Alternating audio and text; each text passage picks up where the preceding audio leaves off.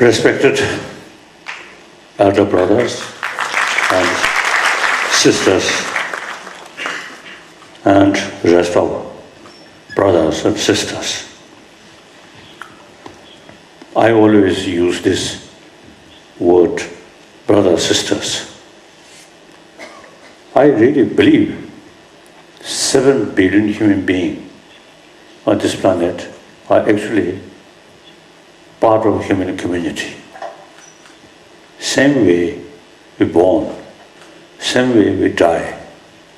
While we alive, most precious thing is wholeheartedness. That brings inner strength, inner peace, and also create peaceful community.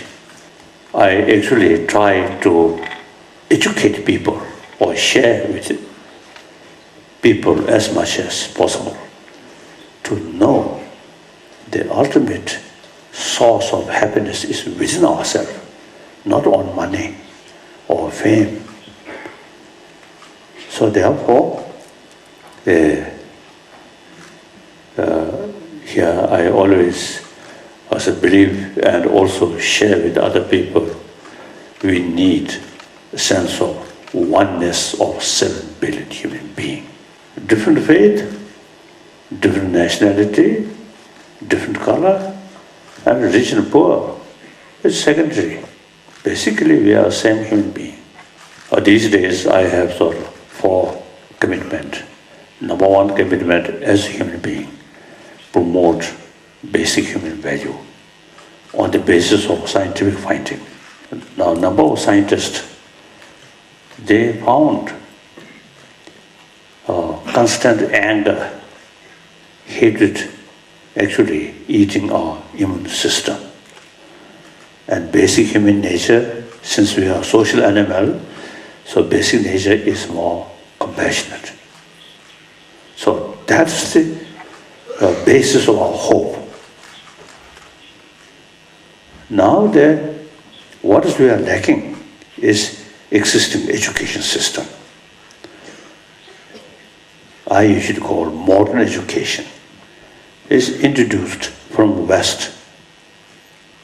So the Western people, Judeo-Christian countries, they are, as far as spiritual field is concerned, only pray to God.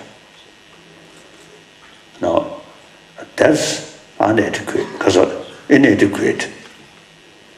Now, wholeheartedness, in order to keep wholeheartedness and in order to increase wholeheartedness, we must utilize human brain, not just faith. As I mentioned earlier, now scientists, number of scientists, mentioned that.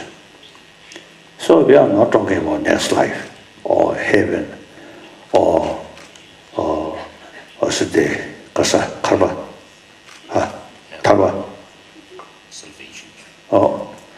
like that, nirvana.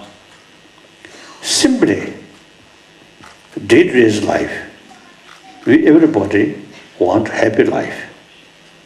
So ultimate source of happiness is within ourselves.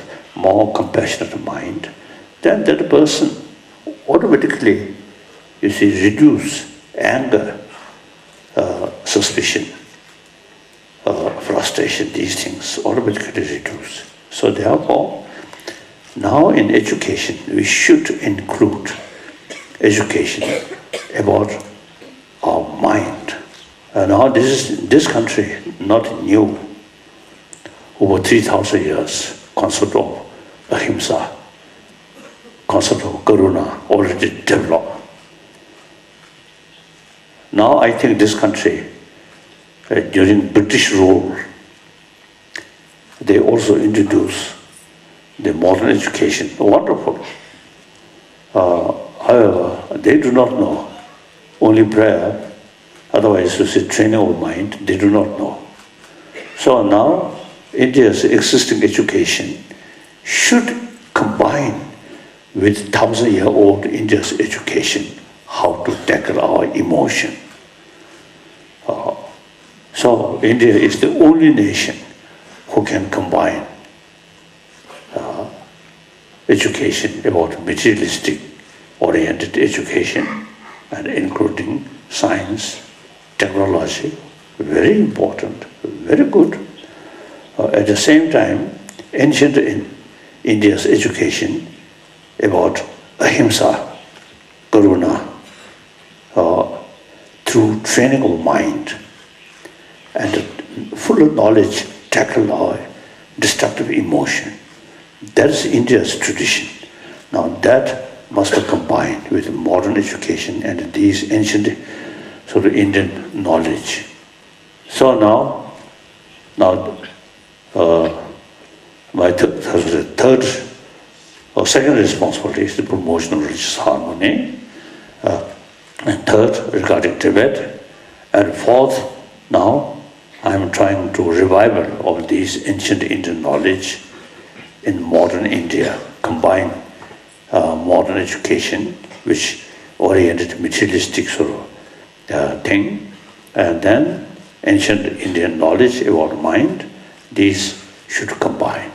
And India, 1,000 years, you have the tradition of secular, wonderful. Whether you are a believer or non-believer, I believe in this religion, that's personal matter. As a human being, we need education, knowledge about our mind. Then this country, these things are not something like bring something new. No, India's own tradition. Only question is a revival. So that's my sort of now here. Real change in the world will only come from a change of heart. According to materialistic sort of education, knowledge, when we mentioned mind or chit, only sensorial level, not chit or mental level. So materialistic life,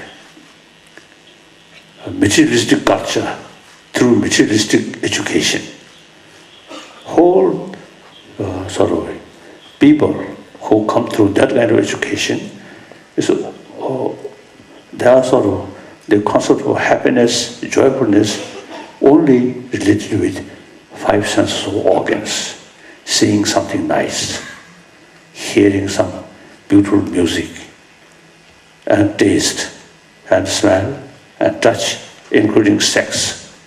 These are sensorial level, not mental sixth mind, mental level, or on the level of sixth mind.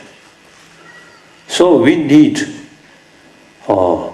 special training, special training about mental level, how to keep peace of mind. Pray or recite something not sufficient. We must utilize human brain, and through human intelligence, through that way we have fuller knowledge. Such emotions are very destructive. It is antidote within our own mind.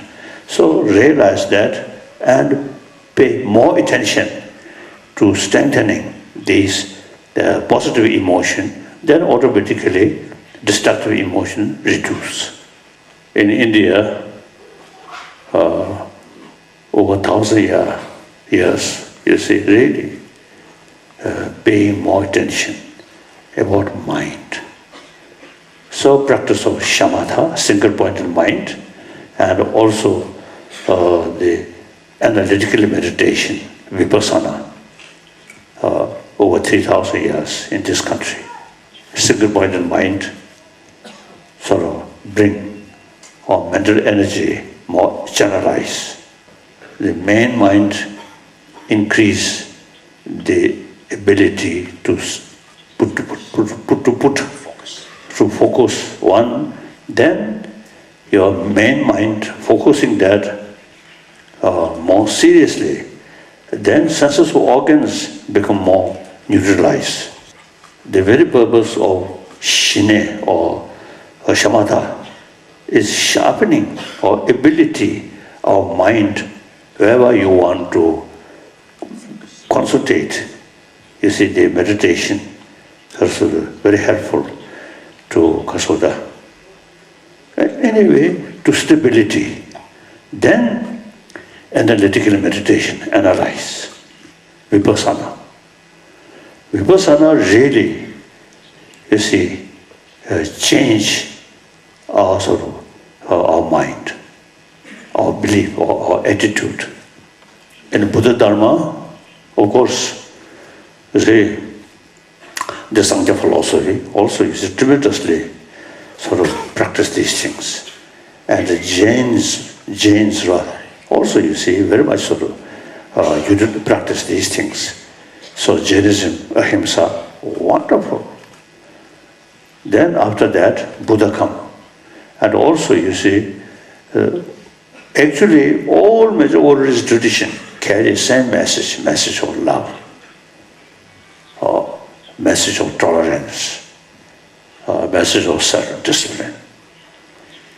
The differences, now theistic religion believe God, creator. Non-theistic religion, like Sangha, one part of Sangha philosophy, no creator. Jainism, no creator. Buddhism, no creator, but rather self-creation.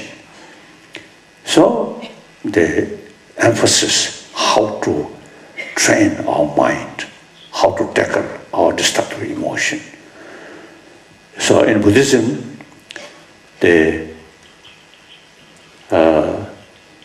after Buddha, there are many scholars, eventually some different traditions, school of thought. And then gradually Nalanda institution developed. So I usually say, do not use the word Mahayana and Hinayana. It creates something wrong impression. The Theravada is the foundation of Buddha Dharma.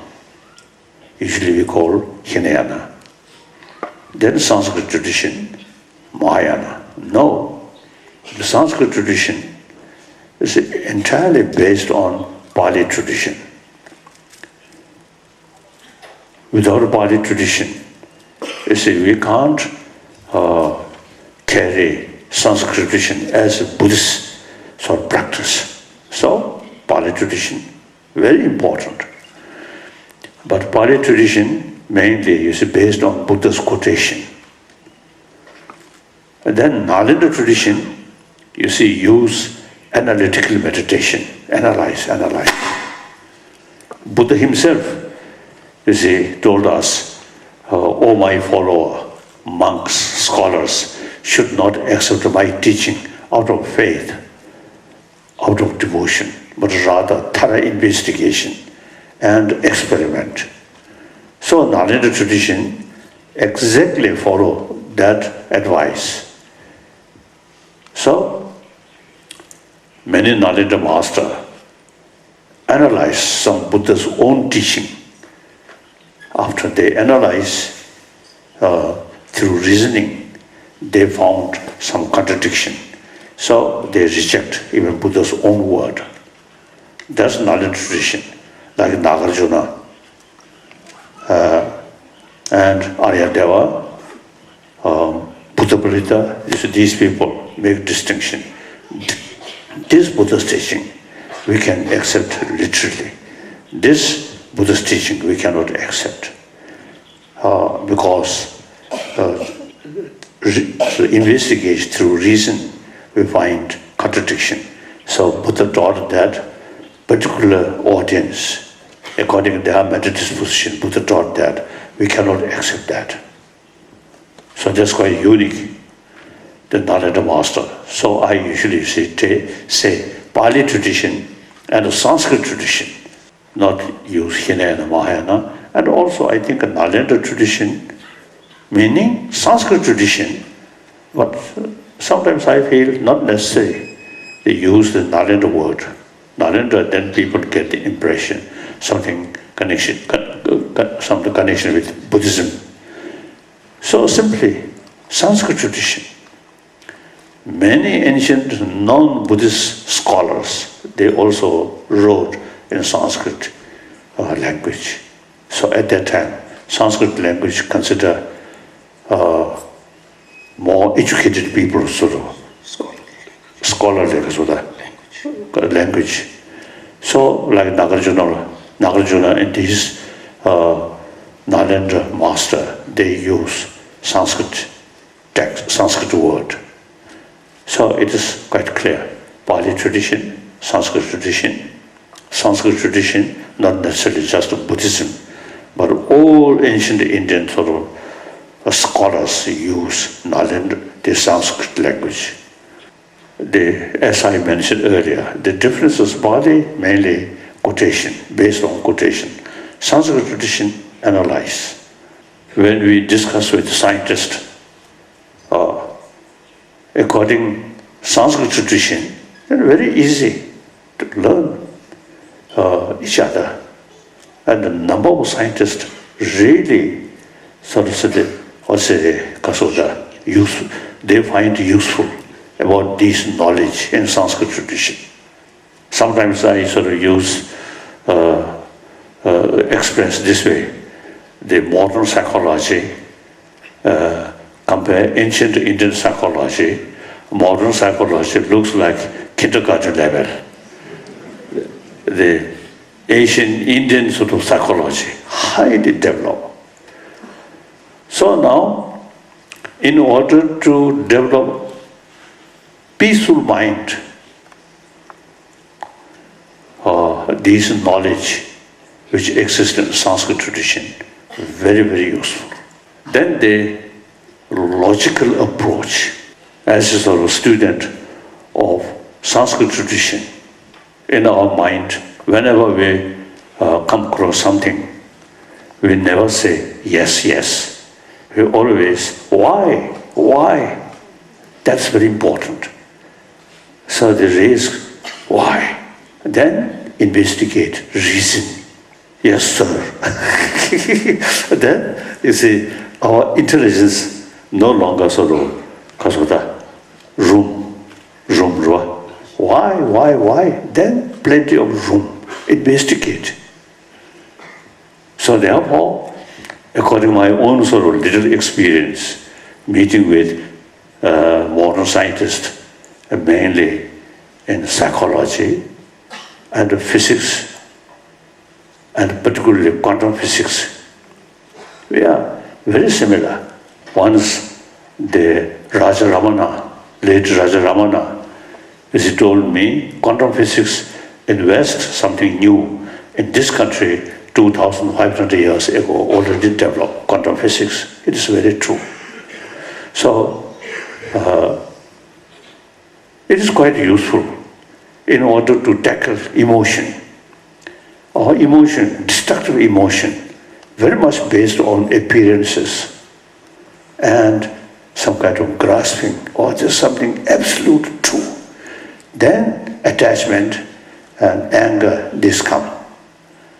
So once we realize there is differences, appearance and reality, and that strong grasping, that automatically become weak.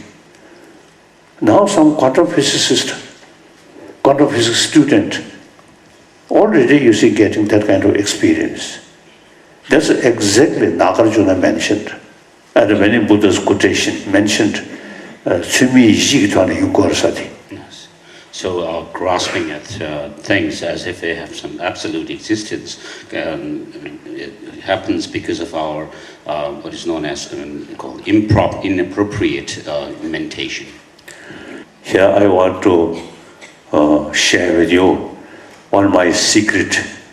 That is when I met scientists and when they explained about quantum physics, then I really sort of listen humbly. But in my mind, I feel I know better.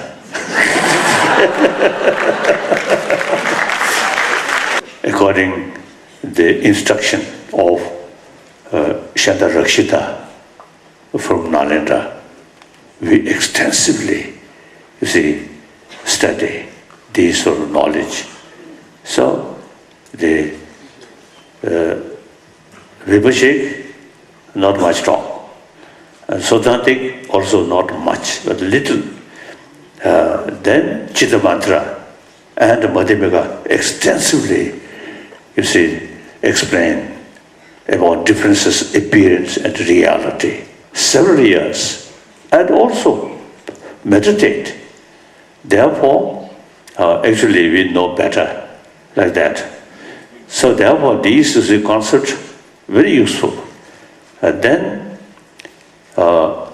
psychology and quantum physics, then, kasa, chusan, neurobiology, and particularly in tantric sort of study, explanation about our inner energy, how to control these things.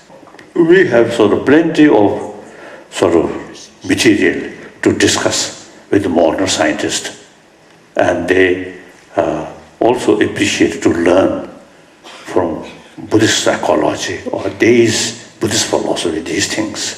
Our principle is why. So investigate. Therefore, now some Chinese scholars, they found Tibetan Buddhism is true Nalanda tradition, and that tradition is a very scientific religion. Some Chinese scholar, they express that. So it is true. So the Sanskrit tradition, I think really is immense help. Now these are Indian tradition. So modern India, now I notice there's more and more people really showing interest about ancient Indian knowledge. So now this university also now really have some program and have close contact with some Tibetan scholar. So, and many other places in the Chandigarh University, I met, I saw talk, and then different places, more and more Indian now really showing interest about ancient Indian knowledge.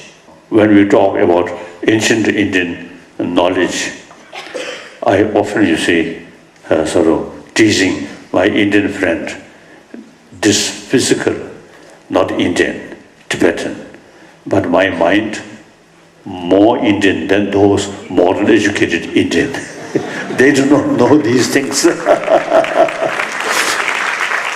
So this is nothing special for me, but thousands, mainly a monk. Nowadays, nuns also coming, more and more scholars, and also because of Bhikshuni. So, in any way, in the Karnataka state, I think at least over 1,000 monk students who really study these things, at least in order to become a scholar, at least 20 years study. And in the past, in Tibet, 20, 30 years study. The root text learned by heart. Myself also, about I think 6, 7 years old, I already start memorize these root text. Then explanation, each word, according commentary, mainly Indian master. And then of course, later Tibetan masters, I think over 10,000 volumes wrote by Tibetan master. Then we extensively use debate, logical approach. It's very, very useful, sharpening our mind, and quite sort of, because the person who study logic, then their mind always something, because of the sharp, very useful. So some Chinese tradition, these Buddhist meditation, they consider meditation is more important. Of course, no question. meditation is important, but equally important is study. So some Japanese monastery, sometimes I suggested, your monastery should become learning center, more discussion, not just meditation. So now more and more Buddhist countries, particularly follow our Nalin tradition, now they begin to feel study is something important.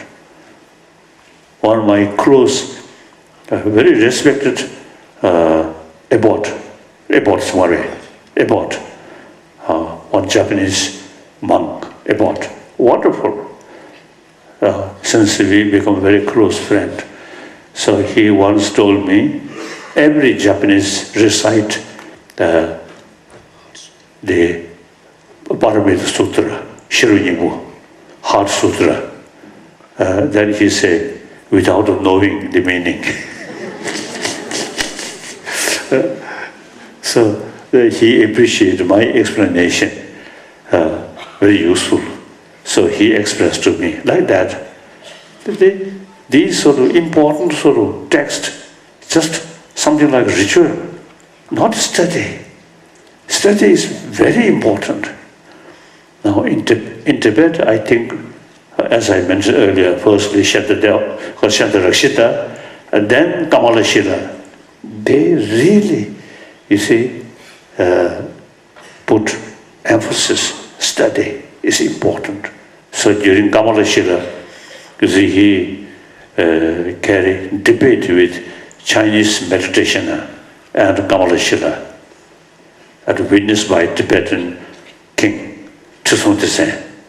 So through debate, then Kamalashila, of course, naturally more sort of scholar, so he can reasoning. So then some of those Chinese meditation who oppose study, expelled from Tibet, like that. So I think today's Buddhist world, we Tibetan, only Tibetan kept these Nalanda tradition through serious sort of study and use logical approach.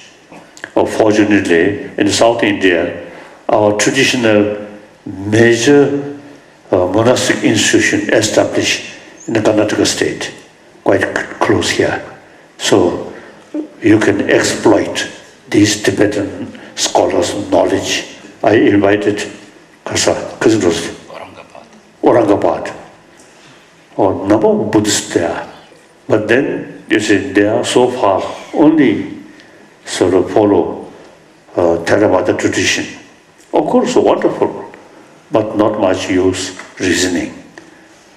So there are also, I briefly mentioned about the Nalanda tradition, Sanskrit tradition, use human intelligence maximum way. That's important. Now here, and this knowledge, the original source from Buddhist text, but you should use these as an academic subject, not Buddhist subject. And sometimes not necessarily use Nalanda tradition, but simply use Sanskrit tradition. Such a big Amravati. You see, they already built one Buddha statue or something. And then lower part, you see, they want to become sort of study room for study. I expressed my appreciation. Then I told them, Pali tradition, Thailand, Burma, Sri Lanka, Cambodia, Laos, they preserve perfectly.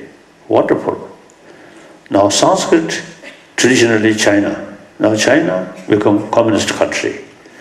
With Tibet, now our freedom lost.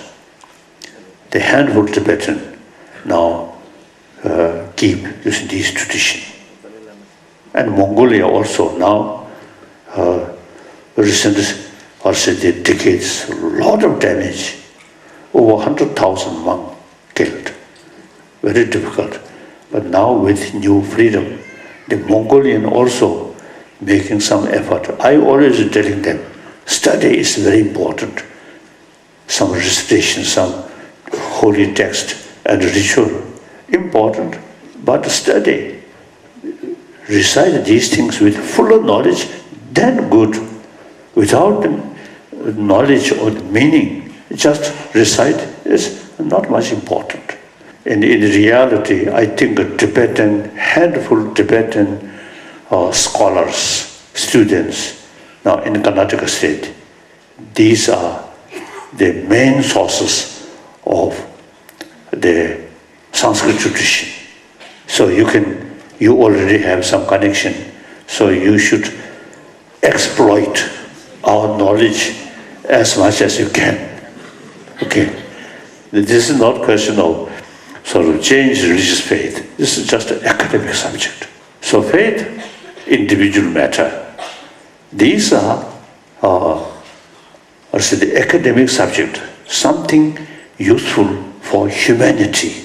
Revive ancient Indian knowledge, then through education, some fuller knowledge about importance of wholeheartedness with intelligence. Now this India eventually can offer whole world through education in order to become more peaceful, more compassionate human being through education, not through prayer.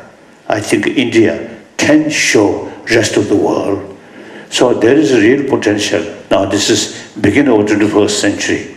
So if we start some systematic sort of program, then I think later part of 21st century, I think India can make a significant contribution for world peace through inner peace. When I received, the Nobel laureate,